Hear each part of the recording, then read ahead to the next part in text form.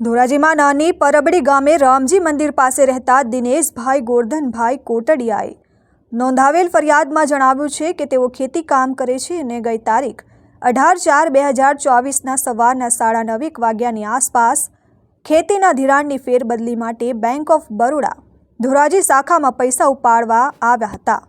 Dhoraji station road પર આવેલ bank of બરોડામાં મારો બેંક એકાઉન્ટ હોય જેથી ચેક દ્વારા એકાઉન્ટમાં ₹1 લાખ ખેતીના ધિરાણની ફેરબદલી અર્થે ઉપાડેલ હતા।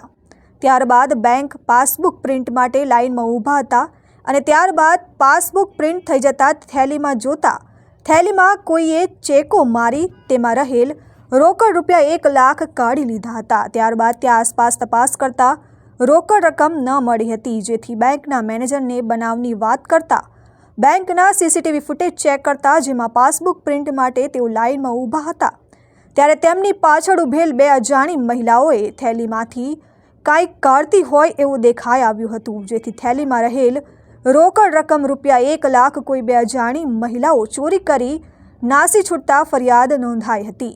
બનાવ અંગેની ફરિયાદ પરથી બનાવની ગંભીરતાને ધ્યાને લઈ રાજકોટ રેન્જ આઈજી અશોક કુમાર યાદવ, નાયબ પોલીસ મહાનિરીક્ષક જયપાલસિંહ રાઠોડ અને ડીવાયએસપી આર.એ. ડોડિયાના માર્ગદર્શન હેઠળ બનાવમાં સંડોવાયેલ અજાણી મહિલાઓ આરોપીઓને તાત્કાલિક પકડી પાડવાની સૂચનાના આધારે ધોરાજી સિટી પોલીસ સ્ટેશનના પીઆઈ આર.જે. ગોધમની રાહબારીમાં પીએસઆઈ પી.કે. ગોહિલ અને ટીમે જૂનાગઢ સિટી પોલીસ મથકની મદદથી બેંક ઓફ બરોડા ધોરાજીથી લઈ જૂનાગઢ ભવનાથ વિસ્તાર અને હોટેલ ગેસ્ટ હાઉસ ચેક કરતા ચોરીની ઘટનાને અંજામ આપી મધ્યપ્રદેશની મહિલા ગેંગ ચોરીના રૂપિયાની ભાગબટાઈ કરી જૂનાગઢથી મધ્યપ્રદેશ ફરાર થવાની તૈયારીમાં જૂનાગઢ રેલવે સ્ટેશન પર હોવાની મળેલ ચોક્કસ બાતમીના આધારે જૂનાગઢ રેલવે પોલીસને સાથે રાખી મહિલા આરોપીઓને રોકડ ₹1 લાખ, મોબાઈલ ફોન 3 સાથે ઝડપી પાડી કાયદેસરની કાર્યવાહી હાથ ધરી હતી।